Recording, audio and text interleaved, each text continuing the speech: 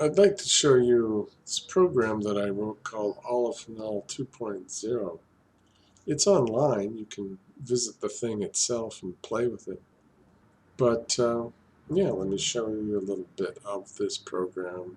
It's written in JavaScript, HTML, and CSS.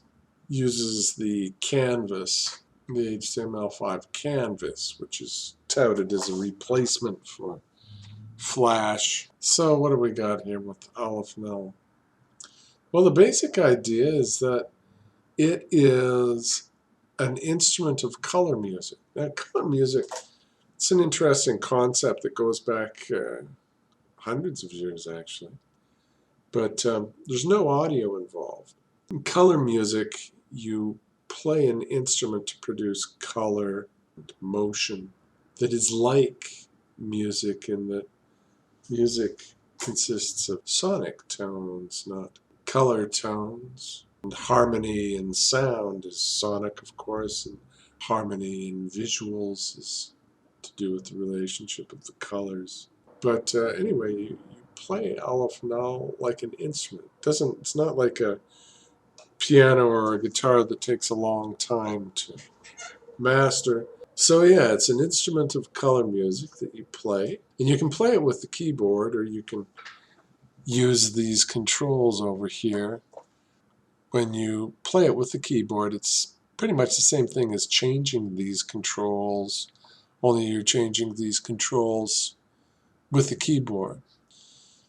But when you first get into Aleph Null, probably the funnest thing to do is to use these two buttons, create and destroy. So if I click destroy, then we've only got one brush. If I click destroy again, we have no brushes. There's no drawing going on. I'm going to click erase to erase the screen, and I'm going to click create. So that creates a brush. Every time you click create, that creates a brush. You can have as many brushes on the screen as you like. So there's one brush. I'll create another one. So we see there are two straight lines drawing now. Well, I'm going to destroy both of those.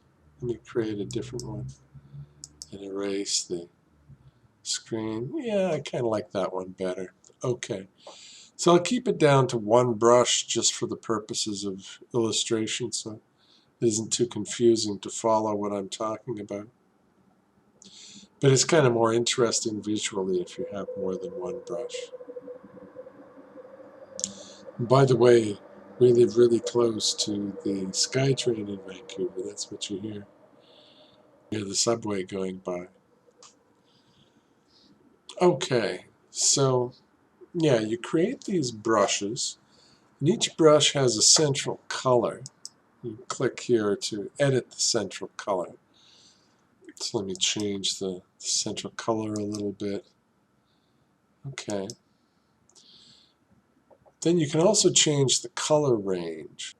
The brush draws a lot of colors, but all of the colors are randomly distributed around the central color. And if I bring the color range down, then the colors that the brush draws are all closer to the central color, as you can see. Although it does have various colors, they're all fairly close to the central color. I'm going to get rid of this window now. You can bring that window back, by the way, if you want, with this tips button. You can get rid of it as well with that button. But yeah, so the central color, you can change the color range. So I'll bring that up a little bit. So you see as I bring it up, it's got a little bit more color now than it did when I had it further down. Choosing a central color in a color range basically chooses a palette of colors. And then finally, you can change the nib. Now, you see that I've selected this one. You can see that it's got a red border around it. But let me click this. Okay, so this is a different nib altogether. Let me change the opacity. Let me change the frames per second on that. So now we've got 157 frames per second, which of course you don't have 157 frames per second in the video version of this, but you can see 157 frames per second on the web version of this if you go to the URL. So that's one nib. Here's yet another nib. Let me increase the speed of it. So this nib is an undulating S shape.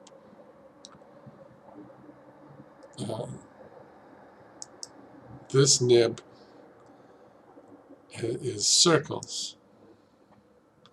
There's all sorts of different nibs you can see as I scroll through here. This nib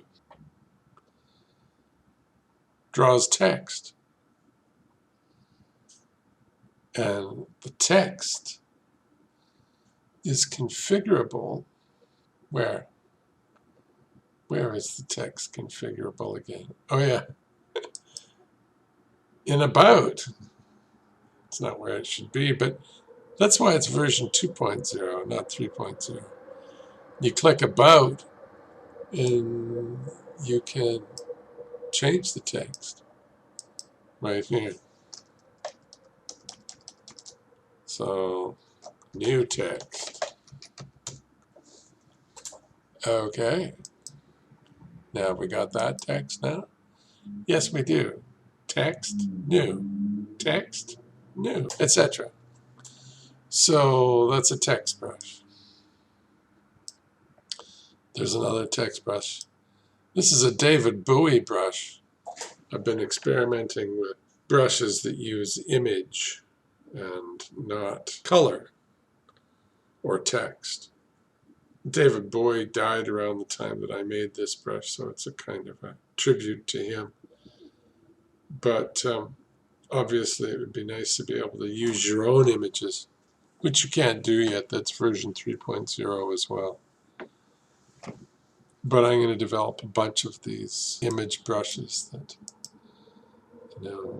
use image in all sorts of different shapes of brushes. Here's a brush that is drawing image, revealing image, but it's it's a different size, it's a different shape for the brush, and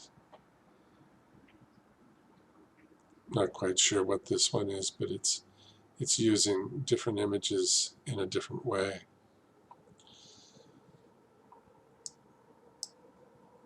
Now this lets you select which brush is editable if you have more than one brush. Well, let me create another brush.